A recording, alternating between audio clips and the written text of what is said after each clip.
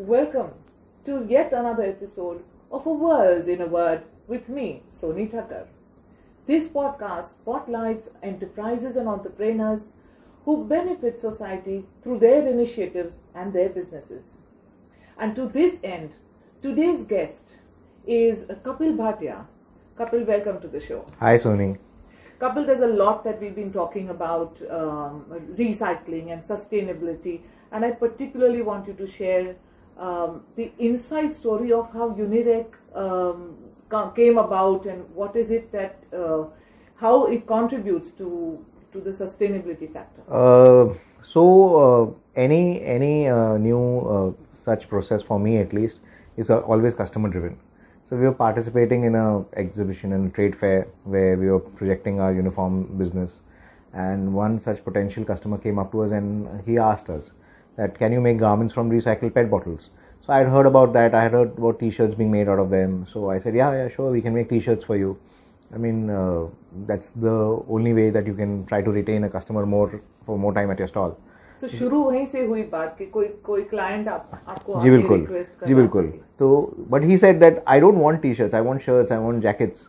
So I had never heard about this, being in this business for more than 16 years doing uniforms business. I never heard about it.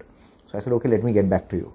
I immediately spoke to all my supply chain and they also said कि हाँ वो कपड़ा बनता है लेकिन पता नहीं कैसे बनेगा, पेट बॉटल का कपड़ा होगा.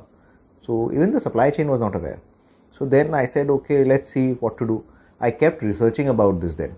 Meanwhile, I started my research on it because I thought it was very interesting. How does PET convert into fabric? पर ये मानने को नहीं होता है कि एक प्लास्टिक बॉटल है और उसमें से हम फैब्रिक बनाते हैं, कपड़ा बनाते हैं. Impossible. So exactly, that's what I tried to find out कि ये जाता कहाँ है. So the first thing that I came to know is that once the rack pickers in India are the biggest source for picking all this, and that's because the government has said that we will give you a good price for for just handing over these PET bottles to your local kabadi wala, as we know. So what happens is the rack picker will pick this up, give it to the kabadi wala will collect all these bottles, give it to a material recovery facility. They compress them into bales. Those bales are then go to a recycling facility. At the recycling facility then finally these plastic bottles, the caps are separated, the stickers are removed, and the plastic bottle is converted into flakes. Those flakes are converted into these pellets, small little pellets, and these pellets is converted into raw polyester fiber. Then this polyester fiber is further processed to make it so soft into polyester.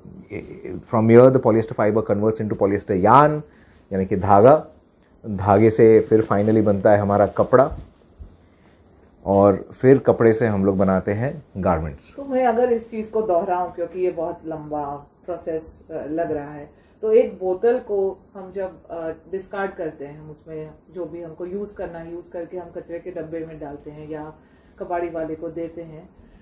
इसका आगे जाके compress होने के बाद इसके टुकड़े बनते हैं. ये टुकड़े जब आगे जाके उसको और भी वो लोग उसका धागा बनाते हैं और ये धागे का पहला रूप है और उसको थोड़ा सा प्रोसेस करके ये रूप बनता है. परफेक्ट. और इसमें से ये बनता है. पर कपिल, मैं एक आम आदमी हूँ, मैं आम आदमी की तरफ से आपको पूछती हूँ, इसमें गर्मी नहीं होती है?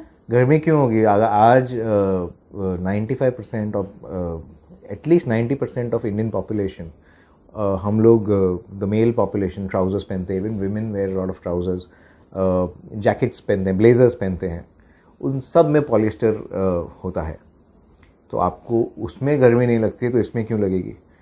प्रॉब्लम ये है कि लोग समझते हैं कि ये पेट से बना हुआ है इसके लिए, लेकिन आपको ये बता दूं जो इसका ओरिजिनल फॉर्म है वो भी एक पेलेट था, और पॉलिएस्टर जो धागा बनता है वो पेलेट से ही बनता है. पेलेट माने इसको हम पेलेट कहते हैं? इसको पेलेट कहते हैं. ये छोटे छोटे टुकड़े हैं, इनको हम पेलेट्स कहते हैं. तो ये पॉलिएस्टर जो धागा है वो भी पेलेट से बनता है, पेट बॉटल भी पेलेट से बनती है. अब फर्क सिर्फ ये है कि यही पेलेट्स रिसाइकिल्ड है और बन रहा वही पॉलिएस्टर धागा है. एंड दूसरी चीज क्या होती है, वो पॉलिएस्टर धागा जब बनता है then you combine it with other fabrics like cotton, wool, viscose to make different very comfortable fabrics. So there is no question कि लोगों को इसमें गर्मी लगनी चाहिए या क्या होना चाहिए, as long as it is made correctly.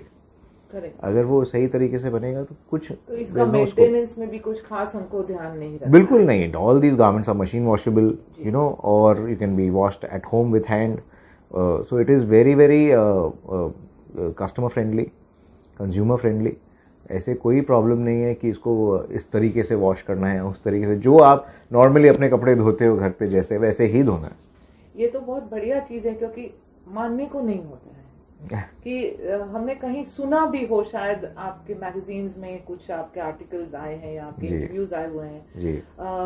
तो कोई अगर ब्रांड हमको कहे कि इस तरह का जो फैब्रिक जो आप अभी हमको दिखा रहे हैं, इस तरह के फैब्रिक में प्लास्टिक है या पेट है, तो हम मानेंगे नहीं। पर ये आपने हमको बताया तो ये बहुत अच्छी बात है।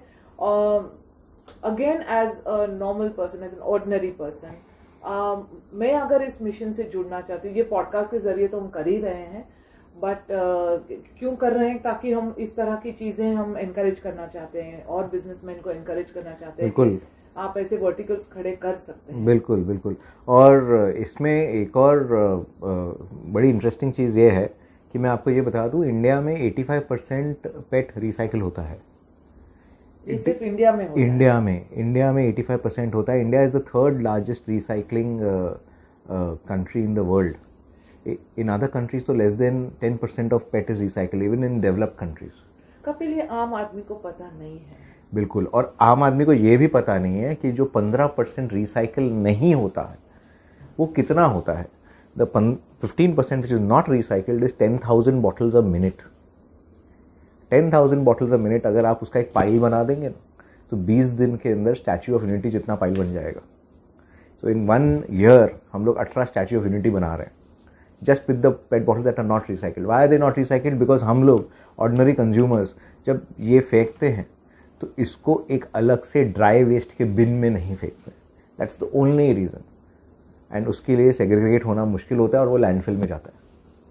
तो अगर हम लोग ये भी कर लें तो शायद इंडिया 100% पेट रिसाइकिल करेगा और ज़्यादा कपड़े बना सकेगा।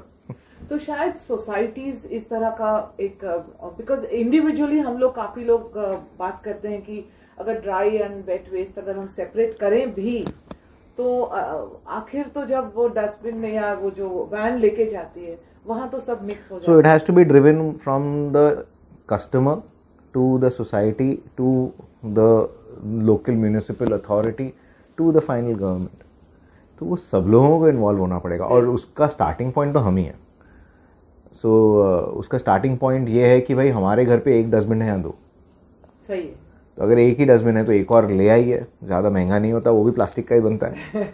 सो just put everything in that dustbin, all your dry waste, whether it is your wafer का packet or your paper box or this plastic, just put it inside this and give it to them. It will make life easier for them also.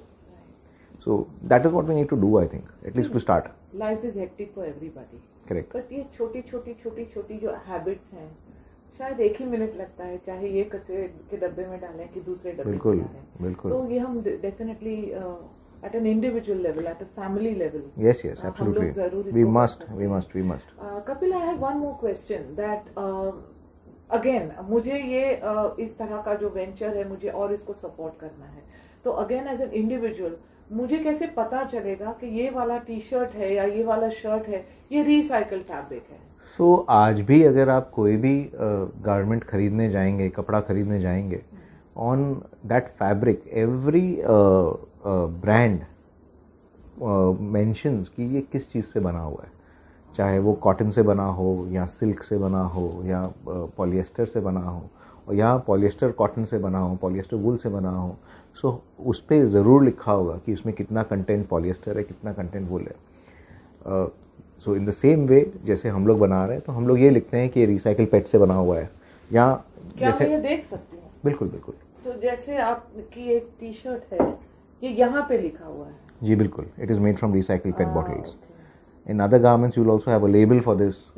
So eventually, we will also have the same things for this. अच्छा, not only that, हम लोग ने जब ये brand बनाया तब ये भी सोचा कि इसके साथ जो टैग्स आते हैं जी, ये भी लोग फेंक देते हैं जी। So what we did is we made these tags which are made from plantable seed paper. तो जब आप ये टैग भी आप डस्टबिन में ना फेंकें, इसको एक मिट्टी के पॉट में डालें 15 दिन तक उसको पानी दे और 15 दिन बाद एक छोटा सा पौधा निकलेगा इसमें से. So you can grow that plant in your own house just by ensuring that you plant this tag. So plant the tag, don't throw it away. I think that's really, really very complete. Your purpose is very, complete. You've taken the process at a very complete step, I would say. Yes, but one more thing which people need to understand with what I'm sorry, but people need to understand why this. Yes. Why we should buy this as compared to your normal clothes. Yes.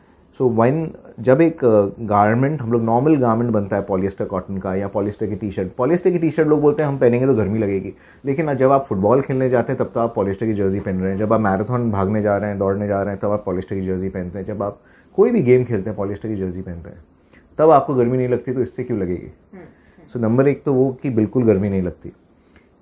Number दो, जब आप एक garment बनाते हैं normal polyester से तो carbon emissions यानी greenhouse gases is as high as about anywhere between 5.5 kgs to 9 kgs per garment. 9 kilos of carbon dioxide is released in the atmosphere.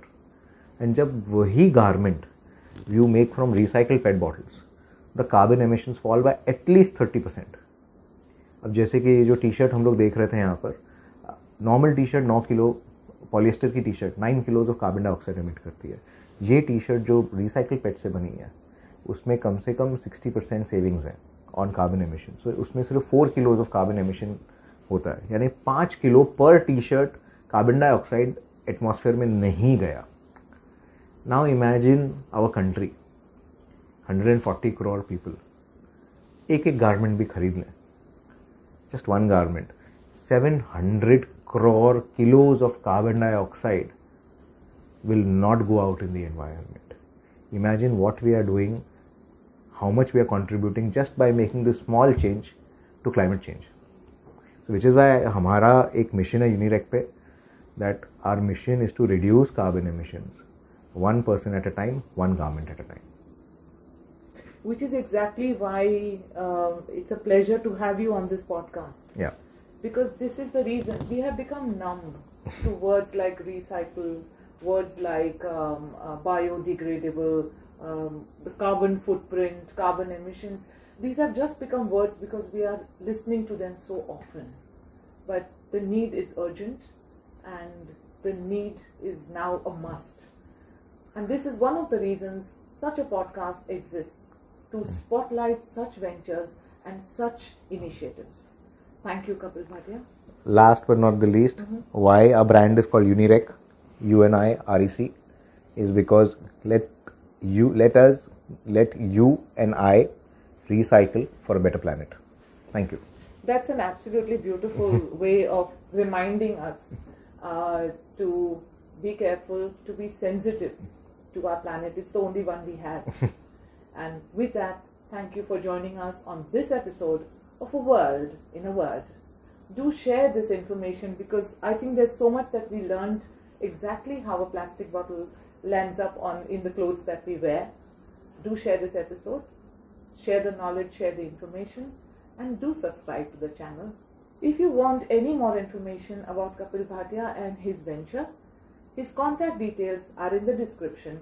And with that, it's a thank you from me, Soni Thakkar, from A World in a Word. Thanks. Thank you, Soni. Thank you.